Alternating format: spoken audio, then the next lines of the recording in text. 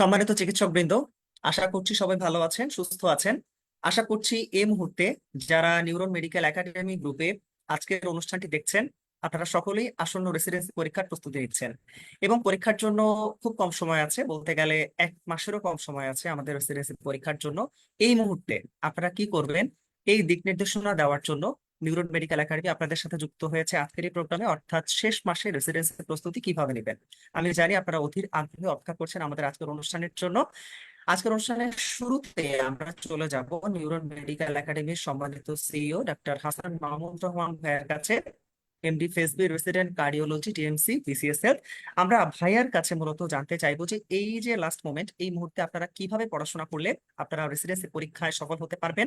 আমি জানি যে আপনাদের অনেক জিজ্ঞাসা আছে, তো আমি সরাসরি কোনো প্রশ্ন রাখছি না, আমি সামগ্রিক প্রস্তুতি সম্পর্কে চলে যাচ্ছি আমাদের সম্মানিত সিইও ডক্টর মাহমুদ ভাইয়ের কাছে। ভাই, আপনি কি শুনতে পাচ্ছেন? হ্যাঁ, অর্ণব, তোমাকে অসংখ্য ধন্যবাদ এরকম সুন্দর একটা প্রোগ্রাম আয়োজন করার জন্য। জাস্ট রেসিডেন্সির পরীক্ষার 30 দিন আগে আসলে এরকম একটা প্রোগ্রাম প্রয়োজন, যখন শেষ 30 দিন কিভাবে একজন চিকিৎসক পরীক্ষার আগ মুহূর্তে প্রস্তুতি নেবেন সেটা জানার জন্য। আমার মনে হয় আমি পার্সোনাল যখন পরীক্ষা দিয়েছিলাম, সাধারণত কিন্তু রেসিডেন্সি পরীক্ষার প্রিপারেশনটা অনেকেই 1 বছর, কেউ 6 মাস, কেউ লাস্ট 3 মান্থ, এবং অনেকেই আছেন যে 2 বছর 3 বছর থেকেও পড়াশোনা করে যাচ্ছেন, পরীক্ষা দিচ্ছেন। কেউ সফল হচ্ছেন, কেউ সফল হচ্ছেন না। সুতরাং যারা সফল হচ্ছেন, কারা হচ্ছেন না, এই জায়গাটাতে একটু ও, মানে কিছু টিপস, কিছু ট্রিক্স এগুলো প্রয়োজন হয়, যে জিনিসগুলো আপনাকে একটু অন্যদের থেকে এগিয়ে রাখবে। যারা দীর্ঘদিন থেকে পড়াশোনা করে যাচ্ছেন, পড়া কমপ্লিট করে ফেলেছেন, তাদের এখনকার স্ট্র্যাটেজি হবে একরকম। যারা রিসেন্টলি শুরু করছেন, 1-2 মাস হলো, বা সর্বোচ্চ 3-4 মাস বা 5-6 মাস শুরু করেছেন, তাদের স্ট্র্যাটেজিটা একটু ভিন্ন হবে। আপনার যারা রেসিডেন্সি পরীক্ষা একেবারেই ফার্স্ট পরীক্ষা দিবেন এবার, যদি বিগত 10 বছরের কোশ্চেন গুলো যদি আপনারা অ্যানালাইসিস করেন, তাহলে দেখবেন যে একটা ফরম্যাট রেসিডেন্সি বা ডিপ্লোমা একটা ফরম্যাট মেনটেন করে। যেমন চিন্তা করেন যে 6টা যে বেসিক সাবজেক্ট আছে আপনার: anatomy, physiology, biochemistry, pathology, microbiology, pharmacology. এই সাবজেক্ট গুলো থেকে দেখবেন যে অলমোস্ট 60 to 70% কোশ্চেন এসে থাকে। যারা মেডিসিনে, তাদের ডেভিডসন থেকে সার্জারি ফ্যাকাল্টির আলাদা পোর্শন আছে, আপনার বেসিকের জন্য আলাদা পোর্শন আছে। এরকম বেসিক থেকে, ফ্যাকাল্টি পোর্শন থেকে আবার 30 to 35% কোশ্চেন আসবে আর কি। সো আপনি যখন পড়তে যাবেন, তখন এই অ্যানালাইসিসটা মাথায় রাখবেন যে আপনার অ্যানাটমি থেকে টোটাল কতটা কোশ্চেন আসবে, ফিজিওলজি থেকে কতটা কোশ্চেন আসবে, প্যাথো থেকে কেমন কোশ্চেন আসবে, মাইক্রো থেকে কেমন কোশ্চেন আসবে। এই অ্যানালাইসিসটা আপনার প্রথমে থাকতে হবে। এবং একটা জিনিস আপনি খেয়াল করে দেখবেন যে প্রত্যেকটা সাবজেক্টের almost 70 to 80% question, previous question এসেছে এরকম টপিকস থেকেই। স্টেম গুলো চেঞ্জ হয়ে আসে প্রত্যেকবারে। সো আপনার কিন্তু একটা পড়ার স্ট্র্যাটেজি হবে হলো মোস্ট কমন টপিকস, যেগুলো বারবার বারবার যে কোশ্চেন গুলো আসে, সেই টপিকস গুলো একেবারেই A to Z, যে কোনো বই থেকে, আপনি টেক্সট বুক বলেন, যে কোনো বাজারে লেকচার শিট বলেন, এবং সাথে সাথে প্রিভিয়াস যে কোশ্চেন গুলো আসছে সেগুলো in details A to Z, কেন এই স্টেমটা ট্রু হলো, কেন ফলস হলো, এইভাবে যদি আপনি পড়েন, তাহলে দেখবেন ওই টপিকসটা আপনার খুব ভালোভাবে আয়ত্তে চলে আসবে। এখন সাবজেক্টগুলোর ভিতরে আপনি সব থেকে ইম্পর্টেন্ট বা গুরুত্ব দিবেন কোনগুলো? যেমন দেখেন, আপনি যদি প্যাথোলজি চিন্তা করেন, এখান থেকে যদি 200 মার্কের কোশ্চেন যদি হয়, তাহলে মিনিমাম 12 থেকে 15টা কোশ্চেন এখান থেকে আসবে। এই 12টা থেকে 15টা কোশ্চেন একদম হুবহু কমন আসবে, আপনার অলমোস্ট কমন আসবে, 90 to 98% কোশ্চেন কমন আসবে। একটা দুইটা স্টেম হয়তো বা আনকমন পাবেন। তার মানে এখান থেকে আপনি অলমোস্ট 95% নাম্বার আপনি অ্যাচিভ করতে পারবেন। সো আপনি যদি প্যাথোলজির 5টা সিস্টেম যদি খুব ভালোভাবে যদি পড়তে পারেন, তাহলে কিন্তু আপনি এখান থেকে প্রায় 12 থেকে 15 মার্ক আপনি নিজের জন্য নিয়ে নিতে পারলেন। পাশাপাশি আপনি যদি মাইক্রোবায়োলজির কথা চিন্তা করেন, তাহলে এখান থেকে মিনিমাম 200 মার্কের কোশ্চেনের ভিতরে 20 থেকে 25টা কোশ্চেন আসবে, এবং অলমোস্ট বলা যায় এই কোশ্চেন গুলো মুখস্থ পেইড কোশ্চেন। একটা দুইটা স্টেম বাদে অলমোস্ট বাকি স্টেম গুলো কিন্তু কমন থাকে। সো আপনি যদি বারবার এই মুখস্থর বিষয়গুলো যদি আপনি বারবার রিকল করতে পারেন, তাহলে দেখবেন যে আপনি এই নাম্বারগুলো খুব ভালোভাবে তুলে আনতে পারবেন। ফিজিওলজির ক্ষেত্রে যেটা হবে, আপনি টপিকস কমন পাবেন, কিন্তু আপনার একদম ক্লিয়ার, ক্রিস্টাল ক্লিয়ার, আপনার হলো কনসেপশন ক্লিয়ার থাকতে হবে, তাহলে দেখবেন আপনি অ্যান্সার করতে পারবেন। কারণ এই জায়গাটাতে স্যাররা একটু টুইস্টিং করে কোশ্চেন গুলো করে, এই জন্য আপনার খুব বুঝে বুঝে এই জিনিসটা পড়তে হবে। অ্যানাটমি আপনি যতই পড়েন না কেন, সব সময় আপনি 100% কমন পাবেন না, হয়তো বা 70% 60% কমন পাবেন। এই জন্য আপনি এটাকে রেগুলার অল্প অল্প করে পড়বেন, এবং আহ, ব- 2-5টা কোশ্চেন না পারলেও দেখা যায় যে আপনি সবগুলো ট্রু বা সবগুলো ফলস দিয়ে আসলেও 3:2 হিসাবে আপনার অলমোস্ট 60% মার্ক আপনি এখান থেকে পেয়ে যাবেন। এবং রেসিডেন্সিতে একটা জিনিস যেটা সব থেকে ভালো দিক, সেটা হলো 20টা স্টেম ভুল হলে আপনি 1 মার্ক কাটা যাবে। এই জন্য আপনি যদি না পারেন তারপরও আপনি ট্রু ফলস দাগায় আসবেন, তাহলে দেখবেন যে আপনি যেটা লস করবেন তার থেকে গেইনটা বেশি হবে আর কি। এবং মেডিসিন ফ্যাকাল্টির জন্য দেখবেন যে আপনার মেডিসিনের ডেভিশন পোর্শনটা খুব ভালোভাবে আপনার কাজে দিবে, এবং ওর বক্সগুলো আপনাকে কাজে দিবে যদি আপনি বারবার এগুলো করতে পারেন। সো ডেভিডসনের ওই বক্সগুলো 10টা ক্লিনিক্যাল যে চ্যাপ্টার আছে এটা খুব ভালোভাবে পড়বেন, বক্সগুলো দেখবেন অলমোস্ট 80-90% কোশ্চেন ওখান থেকে আসবে, আর ভিতর থেকে 10-15% কোশ্চেন আসে। এগুলো যাদের একটু ডেভিডসনটা A to Z পড়া আছে তাদের জন্য ভালো, অ্যান্সার তারা ভালো করতে পারেন। সো এরকম একটা স্ট্র্যাটেজি আপনাকে শেষ 30 দিন রাখতে হবে, যেন আপনি প্রত্যেকটা সাবজেক্টের ইম্পর্টেন্ট টপিকস গুলো একটু বারবার রিভিশন দিতে পারেন, নাম্বার 1। নাম্বার 2 হলো বিগত সালে কোশ্চেন আসছে এরকম কোন টপিকস, এরকম কোন কোশ্চেন আপনাকে মিস দেওয়া যাবে না। এরকম প্রত্যেকটা কোশ্চেন দেখে দেখে ওই টপিকসটা আপনি যে কোনো একটা শিট, গাইড বা আপনার হলো টেক্সট বুক থেকে আপনি পড়ে ফেলবেন, যেন কোশ্চেন যেভাবে আসুক না কেন আপনি কোশ্চেনের অ্যান্সার করতে পারেন। তাহলে 2টা স্ট্র্যাটেজির কথা বললাম, 1 নাম্বার হলো মোস্ট কমন জিনিসগুলো পড়বেন, 2য় নাম্বার বিগত সালের কোশ্চেন আসছে এরকম কোন কোশ্চেন আপনি মিস করবেন না, 3য় নাম্বার হলো নতুন করে এমন কোন কোশ্চেন আপনি পড়তে যাবেন না বা টপিকস পড়তে যাবেন না যেটা প্রিভিয়াসলি আপনি পড়েন নাই। কারণ এই মুহূর্তে পড়তে গেলে কিন্তু আপনি মাথার ভিতরে ওটা রাখতে পারবেন না, ওইটা পড়তে যে আপনার যেটা পড়া আছে সেটাও কিন্তু আপনি ভুলে যাবেন। 4র্থ নাম্বার বিষয় হলো অনেক সময় আমরা কোশ্চেন সলভ করতে যে দেখা যায় যে একটা কোশ্চেন কেন ট্রু কেন ফলস, এটা বইতে নাই বা এটা ট্রু মনে হচ্ছে, এগুলো চিন্তা করার কোনো প্রয়োজন নাই। আপনি যে বইটা পড়তেছেন ওখানে যেটা যেভাবে দেওয়া আছে আপনি সেইভাবে পড়ে যান, একেবারেই গ্রস। এবং আপনার কাছে যদি এভিডেন্স থাকে তাহলে সেটা আলাদা কথা, কিন্তু এটা নিয়ে খুঁজতে যে আপনি 5 মিনিট 10 মিনিট 15 মিনিট আধা ঘন্টা সময় নষ্ট করার কোনো প্রয়োজন নাই। ওই সময়টাতে আপনি নতুন নতুন ভাবে আরো রিভিশন দেন, তাহলে দেখবেন আপনার কাজে আসবে। ফাইনালি যেটা বলবো, যে রেসিডেন্সি কিন্তু আসলে একটা ভাগ্যের জায়গা, যে জায়গাটাতে আপনার অনেক কম্পিটিশন হবে, অনেকের ভিতর থেকে আপনার ইনস্টিটিউশনের ভিতরে আপনাকে বেস্ট হতে হবে, তাহলে আপনি রেসিডেন্সিতে চান্স পাবেন। এফসিপিএস এর ক্ষেত্রে যেমনটা হয় যে 70% মার্ক আপনি উঠাই ফেললেন আপনি পাস করে যাবেন, কিন্তু এখানে কিন্তু আপনি 70% পেয়েও যে আপনি আপনার সাবজেক্টে আপনার ইনস্টিটিউটে চান্স পাবেন তার কিন্তু কোনো গ্যারান্টি নেই। এজন্য বারবার রিভিশন, আপনার মানে নলেজের দিক থেকে যেমন পাকাপোক্ত থাকতে হবে, পাশাপাশি আপনার লাকটাও ফেভার করতে হবে। এই জন্য এই 2টার কম্বিনেশন যখন হবে তখন আপনার রেসিডেন্সি চান্স হবে, এর আগ পর্যন্ত কিন্তু চান্স হবে না। সুতরাং যে একটা মাস আছে আমি বলবো যে সর্বোচ্চটুকু আপনার জব, পরিবার সবকিছু মিলায় কিছুটা হলেও এখন একটু রিল্যাক্স মুডে পড়াশোনা করে আপনি সেইভাবে 8 থেকে 10 ঘন্টা যতটুকু আপনি পারেন বারবার পড়েন, রিভিশন দেন, দেখবেন আপনার কনফিডেন্স লেভেলটা বাড়বে। এবং সর্বশেষ কথা বলবো যে পরীক্ষা দিবেন, আপনি যেটা পড়তেছেন সেটা পরীক্ষা দেন, কেমন আপনি পারফরমেন্স করতেছেন সেটা দেখেন, কোথায় ভুল হচ্ছে কেন ভুল হচ্ছে সেটা খুঁজে বের করেন, তাহলে দেখবেন যে আপনার ওই সিস্টেম ওই টপিকস গুলো আপনার আরো ভালো আয়ত্তে চলে আসবে।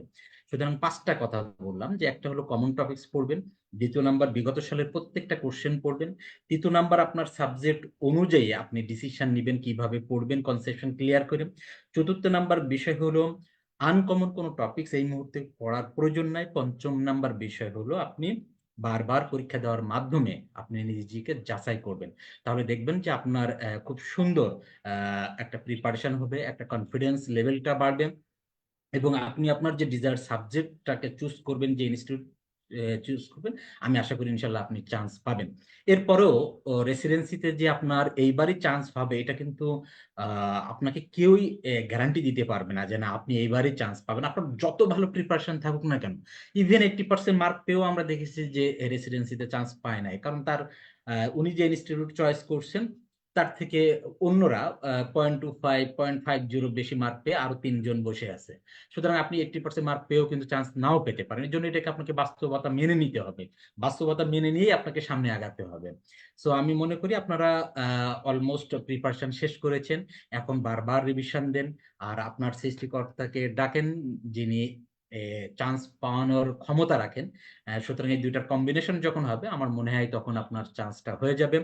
আর আমাদের নিউরন মেডিকেল একাডেমি তো আমরা সর্ব সময় চেষ্টা করে যাচ্ছি আপনাদেরকে আরো কিভাবে কনসেপশনের জায়গাগুলো ক্লিয়ার করা যায়, কোশ্চেন গুলো কিভাবে কি আরো ল্যাবরেটরি ডিসকাশন করে আপনাদেরকে বোঝানো যায়, পাশাপাশি সুন্দর একটা সাজেশন কিভাবে দেওয়া যায় যেটা থেকে অলমোস্ট আপনার 80% কমন আসবে। আমরা চেষ্টা করব আপনাদের জন্য পাবলিক গ্রুপে এই সেশনটা রাখার জন্য, যে মোস্ট কমন টপিকস গুলো আপনাদের সাথে শেয়ার করা, ডেভিডসনের ইম্পর্টেন্ট বক্স গুলো শেয়ার করে, এটা আমাদের আস্তে ধীরে হবে।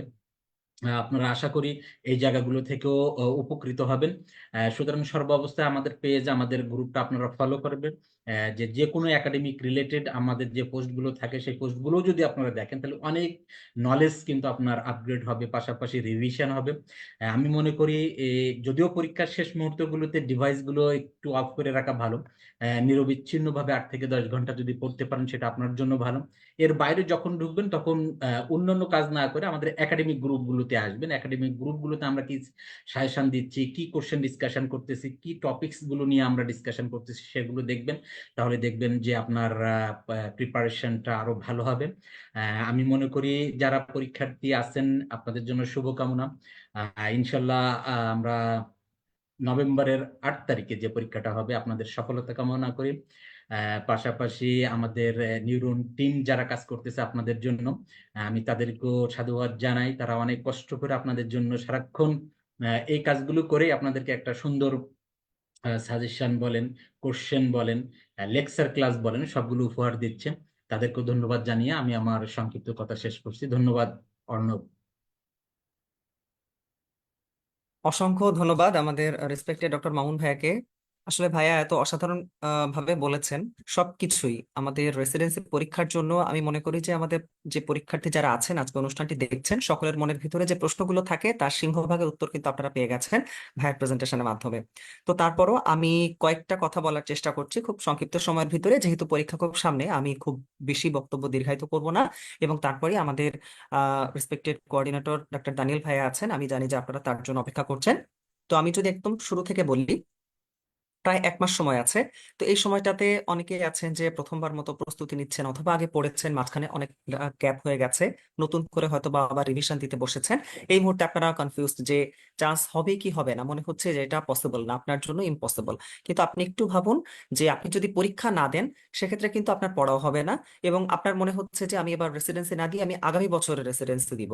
সেক্ষেত্রে কিন্তু আপনার জন্য সময় প্রায় 1 বছরেরও বেশি সময়, এবং তখন কি হবে এই দেখবেন যে তখন 7 থেকে 8 মাস পরে কি আপনার একবার শেষ হচ্ছে। কিন্তু আপনি যদি এবার পরীক্ষাটা দেওয়ার চেষ্টা করেন, অন্তত পরীক্ষায় চান্স হোক না হোক আপনার কিন্তু 1 থেকে 2 বার বেশ ভালোভাবে পড়া হয়ে যাবে, রিভিশন হয়ে যাবে। তাহলে এই প্রিপারেশন নিয়ে আপনি যদি কোনো কারণে এবার মিস করেন সেক্ষেত্রে পরবর্তী ডিপ্লোমা পরীক্ষায় কিন্তু আপনি বসতে পারবেন। যার জন্য যে যেখানে আছেন যেভাবে প্রস্তুতি নিচ্ছেন না কেন, আমি সবাইকে রিকোয়েস্ট করবো আপনারা যদি পসিবল হয়, যদি সুযোগ থাকে, সেক্ষেত্রে আপনারা পরীক্ষায় অংশগ্রহণ করুন। এখন মনে হচ্ছে ইম্পসিবল, কিন্তু হয়তোবা এটাই আপনার জন্য পসিবল হতে পারে। তাহলে আমরা যদি একটু খেয়াল করি যে কি কি করতে হবে, এই মুহূর্তে অলরেডি ভাইয়া খুব সুন্দরভাবে বলে দিয়েছেন। তাহলে এই মুহূর্তে আপনারা খুব বেশি কিছু করতে যাবেন না, যে এমন কিছু যেটা আপনি কখনোই পড়েননি এগুলো পড়ার প্রয়োজন নেই। আপনি কমন টপিক গুলো বারবার করে পড়ুন এবং সেগুলোই বারবার রিভিশন দেওয়ার চেষ্টা করুন। তাহলে আপনাকে শর্ট আউট করতে হবে যে আপনি পরীক্ষার জন্য কোনগুলো পড়বেন এবং কতটুকু পড়বেন। তাহলে ইম্পর্টেন্ট টপিক গুলো শর্ট আউট করাটা সব থেকে বেশি দরকার। এবং আমরা জানি যে ইম্পর্টেন্ট টপিক কোনগুলো, যেগুলো বিগত পরীক্ষাতে সব থেকে বেশিবার এসেছে, বা সময়ের সাথে সাথে যে টপিকগুলো আমাদের দৈনন্দিন জীবনে প্রয়োজনীয় হয়ে দাঁড়িয়েছে, যেমন কোভিড-19। তাহলে এই যে টপিকগুলো আছে এগুলো আপনারা বারবার করে পড়ুন এবং রিভিশন করুন। এফসিপিএস পার্ট 1 এর থেকে একটা রেসিডেন্সিতে বেসিক ডিফারেন্স আছে, যে পার্ট 1 পরীক্ষাতে সময়টা অনেক বেশি থাকে। তো যার জন্য আপনি কিন্তু যদি জানেন কনসেপশনটা তাহলে আপনি অ্যান্সার করে আসতে পারবেন। কিন্তু রেসিডেন্সি পরীক্ষার ক্ষেত্রে যে সমস্যাটা হয়ে থাকে যে আপনি জানেন কিন্তু সংক্ষিপ্ত সময় আপনাকে উত্তর করতে হবে, যার জন্য আপনাকে বারবার রিভিশন করাটা বেশি জরুরি। 333 টপিকস আপনারা অবশ্যই রিভিশন করতে পারেন, কারণ এখানে আমরা মোস্ট ইম্পর্টেন্ট টপিকগুলো আমরা এখানে ইনক্লুড করেছি। যারা আপনারা 333 টপিকস ব্যাচে আছেন বা আমাদের সাথে আছেন, আশা করছি যে আপনারা এই টপিকগুলো যদি পরীক্ষার জন্য ভালো করে পড়েন তাহলে এটা মোর দ্যান এনাফ। এবং পাশাপাশি আপনাদেরকে কিছু টপিকে বা কিছু সাবজেক্টে আলাদাভাবে এমফাসিস দিতে হবে, যেমন ফ্যাকাল্টি এবং ফিজিওলজি। মামুন ভাইয়া খুব সুন্দর করে বলেছেন যে ফিজিওলজি থেকে আপনি সরাসরি কিন্তু কোনো প্রশ্ন কমন পাবেন এটা কম হয়। আপনি যেটা হবে যে কনসেপশন বেসড আপনি কিছু কোয়েশ্চেন পাবেন, যার জন্য ফিজিওলজি আপনাকে একটু সময় দিতে হবে, আপনাকে বুঝে বুঝে পড়তে হবে। তাহলে দেখবেন যে পরীক্ষায় যদি কোয়েশ্চেন একটু আনকমন আসে কিন্তু আপনি কনসেপশন দিয়ে অ্যান্সার করতে পারেন। এবং ফ্যাকাল্টি, আপনি যে ফ্যাকাল্টিতে পরীক্ষা দিচ্ছেন না কেন আপনাকে সেই ফ্যাকাল্টিতে অবশ্যই ভালো করতে হবে। কারণ ফ্যাকাল্টি থেকে মাঝে মধ্যে দেখা যায় যে প্রায় 30 থেকে 40% কোয়েশ্চেনও কিন্তু চলে আসে, ইউজুয়ালি 20 to 25% কোয়েশ্চেন আসে। তাহলে এই যে কোয়েশ্চেন গুলো আসে বেশিরভাগই প্রিভিয়াস কোয়েশ্চেন বেসড কিন্তু হয়ে থাকে বা প্রিভিয়াস কোয়েশ্চেনের টপিক বেসড। সেই জায়গাগুলো একটু আপনারা ভালো করে পড়ুন। যারা মেডিসিনের প্রস্তুতি নিতে চাচ্ছেন তারা ডেভিডসনের ইম্পর্টেন্ট বক্স গুলো ভালো করে পড়ুন, তাহলে দেখবেন ফ্যাকাল্টিতে আপনি অন্যদের থেকে ভালো করলেন। এরপর কিছু টপিক আছে যেখান থেকে প্রশ্ন একটু কম কমন আসে, যেমন অ্যানাটমি, ফার্মাকোলজি এবং বায়োকেমিস্ট্রি। এগুলো থেকে প্রশ্নটা কিন্তু কম আসে। তো এখানে খুব বেশি আপনি পড়ে ফেলবেন, বা অ্যানাটমিতে যে কয়েকটা কোয়েশ্চেন আসে 15টা বা 16টা, এই সবগুলো কোয়েশ্চেন যে আপনি কমন বাঁধিয়ে ফেলবেন এমন আহ, চেষ্টা করাটা আমার মনে হয় খুব বেশি প্রয়োজনীয় নয়। আপনি এক্ষেত্রে যেটা করতে পারেন, কমন জায়গাগুলো আপনি ভালো করে পড়ুন, প্রিভিয়াস কোয়েশ্চেন গুলো ভালো করে পড়ুন। তাহলে যেটা হবে, যেটা সবাই পারে এটা অন্তত আপনি মিস করলেন না। আপনাকে সবকিছুই পারতে হবে বিষয়টা এরকম না, বাট যেটা সকলে পারছে, কমন যে জায়গাগুলো সেগুলো যেন আপনি মিস না করেন। এই বিষয়টা আপনি যদি খেয়াল রাখেন তাহলে দেখবেন যে আপনি মোটামুটি একটা গ্রস মার্কস এই 3টা সাবজেক্টে ক্যারি করতে পারবেন। এরপর প্রিভিয়াস ইয়ার্স কোয়েশ্চেন সলভ, যেটা সব থেকে বেশি গুরুত্বপূর্ণ। কোয়েশ্চেনগুলো সলভ করুন এবং বুঝে বুঝে এক্সপ্লানেশন সহ আপনারা পড়ার চেষ্টা করুন। সেক্ষেত্রে আমাদের রেজোন্যান্স কোয়েশ্চেন ব্যাংক আছে, সেখানে দেখবেন আমরা ইনফরমেশন ডেস্ক অ্যাড করেছি। আপনারা পড়ার পরপরই যদি ইনফরমেশন ডেস্কটার হেল্প নেন তাহলে কিন্তু আপনারা বুঝতে পারবেন যে কতটুকু ইম্পর্টেন্ট আছে এবং তার সাথে আর কি কি আপনাদেরকে পড়তে হবে। এবং কিছু ইম্পর্টেন্ট কোয়েশ্চেন আপনাদের পড়তে হবে রড ডিসমিটি লামলি থেকে। আগে একটা সময় দেখা যেত যে এখান থেকে অনেক প্রশ্ন আসতো, বাট আমাদের রিসেন্ট যদি গত 2 থেকে 3 বছরের রেসিডেন্সি পরীক্ষার কোয়েশ্চেন অ্যানালাইসিস করি সেক্ষেত্রে কয়েকটা প্রশ্ন এখান থেকে আসে, যার জন্য সবকিছু পড়ার প্রয়োজন নেই। ইম্পর্টেন্ট কিছু কোয়েশ্চেন যেগুলো পরীক্ষাতে এসেছে এগুলো আপনারা একটু সলভ করতে পারেন। Next, regular basis practice with exam. আপনি সবকিছুই পড়েছেন, খুব ভালো প্রিপারেশন, কিন্তু আপনি পরীক্ষা দেননি বা আপনার টাইম ম্যানেজমেন্ট সম্পর্কে আইডিয়া নেই, তাহলে কিন্তু আপনি রেসিডেন্সি পরীক্ষায় ভালো করতে পারবেন না। তো আপনাকে অবশ্যই বারবার পরীক্ষা দিতে হবে, পরীক্ষা না দিলে আপনারা ভালো করতে পারবেন না। তো আমি এর ফাঁকে চট করে একটু বলে দিতে চাচ্ছি, আমাদের রেসিডেন্সি পরীক্ষার জন্য 333 টপিক্স ব্যাচ, পরবর্তী ব্যাচ 10 অক্টোবর থেকে শুরু হচ্ছে। আপনারা নিশ্চয়ই গ্রুপে দেখেছেন, যারা আগ্রহী তারা যুক্ত হয়ে যেতে পারেন। এবং ম্যাটেরিয়ালস এর জন্য রেজোন্যান্স ইজ দ্য বেস্ট, রেজোন্যান্সের উপরও আমাদের ডিসকাউন্ট অফার চলছে, আপনারা গ্রুপে দেখে নিতে পারেন। তো আমরা যেটা বলছিলাম যে প্র্যাকটিস, আপনাকে বারবার করে পরীক্ষা দিতে হবে। তো আমাদের ফ্রি মক টেস্ট আছে 10ই অক্টোবর, এবং প্রথম 3জন পাবেন রেজোন্যান্স কোয়েশ্চেন ব্যাংক বিনামূল্যে। এবং আপনারা যদি, যারা বিগত বছরে আমাদের মক টেস্ট গুলোতে অংশগ্রহণ করেছিলেন তারা জানেন যে আমরা কিন্তু নিউরন মেডিকেল একাডেমি চেষ্টা করি বিএসএমএম স্ট্যান্ডার্ড কোয়েশ্চেনে আপনাদের পরীক্ষা নেওয়ার, যেন আপনারা মূল রেসিডেন্সি পরীক্ষার একটা ভাইব পান পরীক্ষার আগেই। তাই আপনারা যে যেখানে আছেন আমি আশা করব যে আপনারা অবশ্যই 10 অক্টোবর আমাদের ফ্রি মক টেস্টে কিন্তু অংশগ্রহণ করবেন। এবং পাশাপাশি সাবজেক্ট ফাইনাল এবং মক টেস্ট ব্যাচ আছে, আপনারা যারা প্রস্তুতি নিচ্ছেন, পরীক্ষা দিতে চান, তারা কিন্তু এই ব্যাচের সহযোগিতা নিতে পারবেন। পরবর্তীতে আমাদের রেসপেক্টেড দানিয়েল ভাইয়া এই ব্যাচটা সম্পর্কে ডিটেলস আলোচনা করবেন আপনাদের সাথে। এবার আমি কয়েকটা কথা বলতে চাই যে আপনারা কি কি করবেন না। এই মুহূর্তে কোনো নতুন কিছু করার প্রয়োজন নেই, বিশেষ করে যেগুলো থেকে পরীক্ষাতে প্রশ্ন একেবারেই আসে না বা খুব কম আসে, এগুলো নিয়ে এখন সময় নষ্ট করার কোনো দরকার নেই। টাইম ম্যানেজমেন্টটা খুব জরুরি। মামুন ভাই বলেছেন যে লাস্ট 1 মান্থ আপনি খুব গুরুত্বপূর্ণ কাজ ছাড়া আপনি চেষ্টা করবেন যে সোশ্যাল মিডিয়া, অনলাইন মিডিয়া যতটা সম্ভব দূরে থাকা যায়। আপনি সোশ্যাল মিডিয়াতে এলেন, আপনি দেখলেন যে গ্রুপে যে ডিসকাশনটা হচ্ছে, একাডেমিক যে পোস্ট গুলো হচ্ছে বা একাডেমিক যে সেশন গুলো হচ্ছে, সেগুলোতে আপনি অ্যাটেন্ড করলেন, কিন্তু আপনার কোনো রিলস দেখে বা ভিডিও দেখে সময় নষ্ট না করাটা ভালো। এবং ফ্যামিলির ক্ষেত্রে আপনি শুধু আপনার ফ্যামিলির জন্য টাইম রাখলেন। এছাড়া আপনি চেষ্টা করবেন যতটা সম্ভব টাইমটা কাট শর্ট করার। প্রিভিয়াস ইয়ারের যে কনফিউজিং স্টেম আছে, এটা কেন ট্রু, এটা কেন ফলস, এটা এই বইতে ট্রু দেওয়া আছে, ওই বইতে ফলস দেওয়া আছে, আপনি আপনার যে মেন্টর আপনি বা যে গাইডলাইনে আছেন আপনি তার কাছ থেকে হেল্প নিতে পারেন। তাহলে কি হবে, আপনার সময়টা বেঁচে গেল, এই টাইমটা আপনি রিভিশনের জন্য কাজে লাগান। এবং যেটা হয় যে আমরা বারবার পরীক্ষা দেওয়ার কথা বলছি, আপনি পরীক্ষা দিতে গিয়ে হয়তো বা দেখলেন যে কোনো একটি পরীক্ষায় আপনি কম পেয়েছেন, তখন যেটা হয় যে আমরা ডিপ্রেসড হয়ে পড়ি। এই ডিপ্রেশনটা কিন্তু আমাদের জন্য খুবই খারাপ। আপনি কখনোই মনে করবেন না যে আপনি একটা পরীক্ষাতে, একটা মক টেস্টে আপনি হাইস্ট পেয়েছেন তার মানে আপনি পরীক্ষাতেও কিন্তু ফার্স্ট হচ্ছেন, বা আপনি পরীক্ষাতে অনেক কম নম্বর পেয়েছেন বলে আপনি কখনোই চান্স পাবেন না, বিষয়টা কিন্তু এরকম না। কারণ মূল পরীক্ষাটা সম্পূর্ণ একটা আলাদা একটা জায়গা বা আলাদা একটা ক্ষেত্র হিসেবে কাজ করে। সেখানে আপনার সাইকোলজি কেমন আছে, আপনি কতটা টাইম ম্যানেজমেন্ট করতে পারছেন, পারছেন, কতটা ঠান্ডা মাথায় আপনি উত্তর দিতে পারছেন, সবকিছুর উপর কিন্তু ডিপেন্ড করে, এবং বাকিটা তো আছেই ভাগ্য। এই সবকিছুর উপর ডিপেন্ড করে আপনি পরীক্ষা চান্স পাচ্ছেন কিনা। যার জন্য আপনি পরীক্ষা অবশ্যই দিবেন, কিন্তু পরীক্ষাতে যদি আপনি অন্যদের থেকে একটু কম নম্বর পান, তার মানে আপনি তখনই ভেঙে পড়বেন না বা ডিপ্রেসড হয়ে যাবেন না।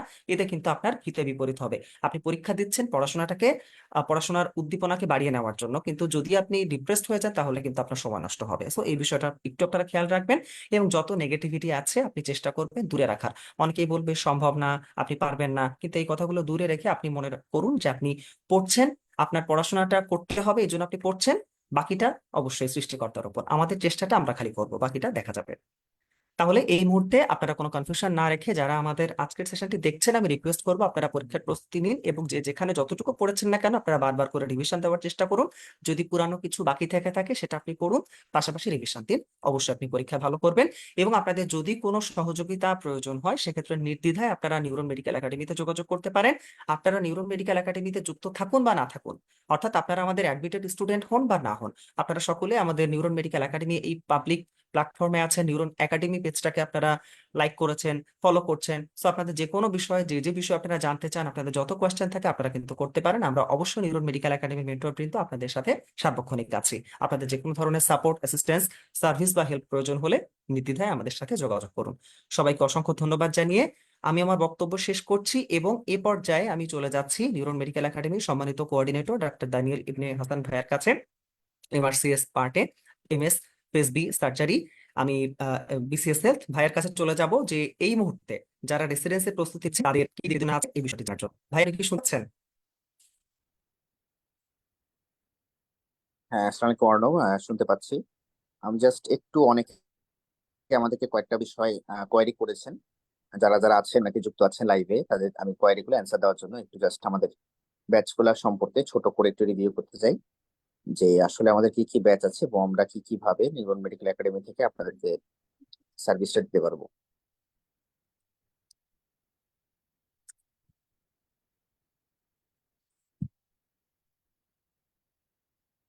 সম্মানিত চিকিৎসকবৃন্দ, আমাদের যারা যারা যুক্ত আছেন, ডাক্তার অর্ণব বক্সী এবং ডাক্তার হাসান মামুন ভাইয়া অলরেডি অনেকগুলো পয়েন্ট বলে দিয়েছেন। জাস্ট আমি শেষ মুহূর্তে আপনাদের জন্য বলতে চাই যে নিউরন মেডিকেল একাডেমি আপনাদের সাবজেক্ট ভিত্তিক প্রিপারেশন নেওয়ার জন্য শেষ মুহূর্তে কয়েকটা অফারে চালু করেছে, যাতে আপনারা যদি মনে করেন যে আপনার কোনো কোনো সাবজেক্টে স্পেশালি দুর্বলতা আছে, কারণ রেসিডেন্সিতে চান্স পেতে হলে কিছু কিছু সাবজেক্টে আপনার কোনো কিছুই পিছিয়ে পড়লে চলবে না। কোনো কোনো সাবজেক্ট আছে যেমন প্যাথোলজি, মাইক্রোবায়োলজি, অ্যানাটমি, ফার্মাকোলজি, যত নতুন কোশ্চেন আসুক অথবা পুরানো কোশ্চেন রিপিট হোক, আপনাকে যেহেতু আপনার সাবজেক্টের মধ্যে ফার্স্ট হতে হবে, আমার আমরা চাই না আপনাদের কোনো রকম গ্যাপ থাকুক। তার উপর ভিত্তি করে আমরা রেজোনেন্সের যে বিষয়ভিত্তিক যেসব ভলিউম আছে সেগুলো আমরা আলাদা করে আপনাদের জন্য প্রোভাইড করছি। কেউ যদি নিতে চান আমাদের ফিজিওলজি ভলিউম, বায়োকেমিস্ট্রি ভলিউম, পাশাপাশি আমাদের অ্যানাটমি, ফার্মাকোলজি ভলিউম, অবশ্যই অবশ্যই আপনারা অফিসে যোগাযোগ করবেন। এছাড়া যদি মনে করেন আপনাদের স্পেসিফিক ভাবে কোনো কোনো সাবজেক্টে কোনো দুর্বলতা আছে, আপনারা অবশ্যই আমাদের অফিসে যোগাযোগ করবেন। আমার অ্যানাটমি, ফার্মাকোলজি ব্যাচ আছে, প্যাথোলজি, মাইক্রোবায়োলজি ব্যাচ আছে একদম স্বল্প মূল্যে। আর রেজোনেন্সের ভলিউম গুলো ফ্রি থাকবে, পাশাপাশি টিপস ক্লাস থাকবে একদম 1500 টাকা আমাদের যাক শুভেচ্ছা মূল্য থাকছে। ফিজিওলজি, বায়োকেমিস্ট্রি ব্যাচ আছে, পাশাপাশি 333 টপিক্সের যে ব্যাচটা প্রিমিয়াম ব্যাচ, সেটা কিন্তু আমাদের অলমোস্ট সবসময় রান করছে। এছাড়া আমাদের 15 তারিখ থেকে শুরু হচ্ছে সাবজেক্ট ফাইনাল এবং মক টেস্ট ব্যাচ, যেই ব্যাচে আমাদের খুব গোছানো ভাবে আমাদের সাবজেক্ট ফাইনাল যে 4টা সাবজেক্ট ফাইনাল থাকবে, পাশাপাশি আমাদের টোটাল সাবজেক্ট ফাইনাল থাকছে 6টা, এবং আমাদের ফ্যাকাল্টি একটা ফাইনাল থাকছে, সব মিলে 7টা, এবং মক টেস্ট থাকছে 3টা। পাশাপাশি এই ব্যাচে তারা ভর্তি হচ্ছেন লাস্ট ডিপ্লোমা, লাস্ট রেসিডেন্সি যে রেকর্ডেড সলভ ক্লাস, ওনারা কিন্তু এই ব্যাচের সাথে ওনারা ফ্রি পাচ্ছে। এবং প্রথম 50 জনের জন্য থাকছে লাস্ট রেসিডেন্সি এবং লাস্ট ডিপ্লোমার আমাদের কোশ্চেন সলভের সাপ্লিমেন্ট কপি। অলরেডি আমাদের আহ, যে সাবজেক্ট ইনস্টিটিউট চয়েস যে লিস্ট বিভিন্ন রেসপেক্টিভ সাবজেক্ট অলরেডি দিয়ে দিয়েছে। আপনারা অলরেডি নিউরন মেডিকেল একাডেমি গ্রুপে যে বেসিক সাবজেক্টে কোন কোন ইনস্টিটিউট আছে, ক্লিনিক্যাল সাবজেক্টে কোন কোন ইনস্টিটিউট আছে, ফ্যাকাল্টি গুলোতে কোন কোন জায়গায় কোথায় কোথায় ইনস্টিটিউট আছে, অলরেডি আপনারা জেনে গিয়েছেন।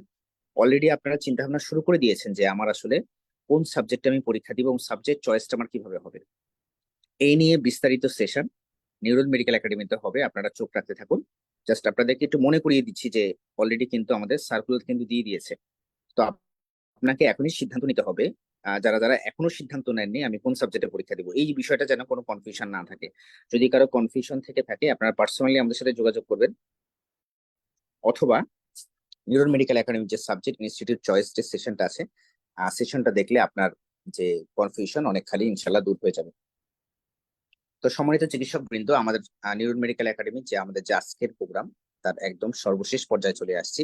তো ডাক্তার যেটা বলেন, আপনাকে আপনার সাবজেক্টে যে টপিক আছে, যে প্রিপারেশন যে ইনফিনিটি টপিক আছে, সেগুলো আপনাকে পড়তে হবে। পাশাপাশি আপনার যে জায়গায় দুর্বলতা সেটা আইডেন্টিফাই করতে হবে। এখন যেহেতু পরীক্ষার ঠিক প্রায় 1 মাসের মতো বাকি, আজকে 8 তারিখ, পরের মাসের 8 তারিখ আপনার পরীক্ষা। এই 1 মাসে সর্বোচ্চ ইউজ আপনাকে করতে হবে। বাস্তব ভিত্তিক টিপসটা হচ্ছে আপনাকে ডেইলি কিছু কিছু সময় দিতে হবে। যেসব সাবজেক্ট আপনি দুর্বল, হতে পারে আপনি অ্যানাটমিতে দুর্বল, হতে পারে আপনি ফিজিওলজি দুর্বল, হতে পারে আপনি ফ্যাকাল্টিতে দুর্বল, সেটার জন্য কিছু সময় আপনাকে দিতে হবে। পাশাপাশি প্যাথোলজি, মাইক্রোবায়োলজি, যেসব ডিএইচটা সাবজেক্ট আছে যেখান থেকে হুবহু কোশ্চেন প্রত্যেকবার কমন আসে, যেখান থেকে হুবহু কোশ্চেন কমন আসে, যে কোশ্চেন গুলো অ্যান্সার কোনোভাবেই ভুল করা যাবে না, যেগুলো পরিবর্তন করার সুযোগ প্রশ্নকর্তারও কিন্তু নেই, সেগুলো আপনার কিন্তু 100% পরীক্ষার হলে কারেক্ট করে আসতে হবে। কারণ কমন টপিকস আপনি যদি পরীক্ষায় ভুল করেন তাহলে কিন্তু আপনি প্রতিযোগিতায় পিছিয়ে পড়বেন। আনকমন টপিকস সবার জন্য আনকমন, যে এরকম আপনি টেনশন করছেন আমি হয়তো এসবিএ দিতে পারি না, আমি হয়তো এসবিএ বুঝি না, মাত্র 20টা এসবিএ থাকবে মাত্র। আপনার মেইন গেম চেঞ্জার হবে কমন টপিকস এর এক্সাম। কমন টপিকস পড়েন, যেগুলো প্রত্যেকবার পরীক্ষায় আসে, সেগুলো আপনি একটু উল্টা লেবুস পড়েন। আমাদের 333 টপিকস ব্যাচে দিবি, খুবই খুবই ভালো। যদি মনে করেন আমাদের সাথে যুক্ত হতে পারেন, আর যদি না মনে করেন, আপনি যেটা আপনি পড়েছেন সেটা আপনি বারবার রিভিশন দিয়ে থাকুন। পরের কথা হচ্ছে কিছু কিছু অনেকের ভয় থাকে যে অ্যানাটমি আমি পড়া হয় না, অ্যানাটমি কোশ্চেন কমন আসে না। এটা নিয়ে আপনি চিন্তা করবেন না। আপনি চিন্তা করবেন আপনি যতটুকু পড়ছেন সেই জিনিসটা বেস্ট আউটপুট আপনাকে দিতে হবে। আগামী 1 মাসের মধ্যে আপনাকে আইডেন্টিফাই করতে হবে যে ইনফিনিটি স্টার টপিক গুলা কোনটা আপনি কোন জায়গা থেকে পড়েছেন। অনেকে আছে যে অনেকগুলো সেন্টারের শিট কিনেন, জেনেসিসের শিট আছে, আমি নাম ধরে বললাম, নিউরনের শিট আছে, সিনাপসের শিট আছে, আপনার কাছে ম্যাট্রিক্সের শিট আছে। যেই শিট থাকুক, যেখান থেকে আপনি পড়েন না কেন, আপনার টার্গেট থাকবে কোন টপিকটা আপনি কোথা থেকে পড়েছেন একটু গুছিয়ে রাখতে হবে। আপনার একটা পেজে লিখে রাখতে হবে যে ঠিক পরীক্ষার আগের দিন যে টপিক গুলো আমি বারবার ভুলে যাই, যে টপিক গুলা থেকে কোশ্চেন আসলে আমার ভুল হয়ে যায়, যে টপিক গুলো ইনফিনিটি টেস্টের টপিক, সেই টপিক লিস্ট এবং কোন টপিক কোথা থেকে পড়েছেন সেটা আপনার একটা লিস্ট রাখতে হবে। কারণ পরীক্ষার আগে আপনি কিন্তু এই বিশাল syllabus, anatomy, physiology, pharmacology, pathology, যে বিশাল সিলেবাস আছে, সেই সিলেবাস কিন্তু আপনি যদি রিভিশন দেওয়ার চেষ্টা করেন তাহলে আপনি বিপদে পড়ে যান। আপনার রিভিশনের জিনিসটা হবে যে কোন টপিকটা আপনি ভুলে যান, কোন ইনফিনিটি স্টার টপিক থেকে বারবার কোশ্চেন আসে। যেটা যদি আপনি ভুলে না যান, যদি আপনি ইনফিনিটি স্টার টপিক রিভিশন দিতে দিতে একটা মোটামুটি দখলে চলে আসে, সেটা কিন্তু আপনার পরীক্ষার দিন রিভিশন দেওয়ার কোনো প্রয়োজন নাই। আপনার হতে পারে দুর্বলতা ফার্মাকোলজিতে শুধু টপিকটা রিভিশন দিবেন, হতে পারে আপনার দুর্বলতা অ্যানাটমিতে, শুধু ওই টপিকটা পরীক্ষার আগে দিন রিভিশন দিবেন। এই পড়াটা আপনাকে 1 মাসের মধ্যে গুছিয়ে ফেলতে হবে। গোছানোর ধরন কিভাবে হবে, আগামী আপনি চিন্তা করবেন যে 1 মাসের মধ্যে কমপক্ষে তিনবার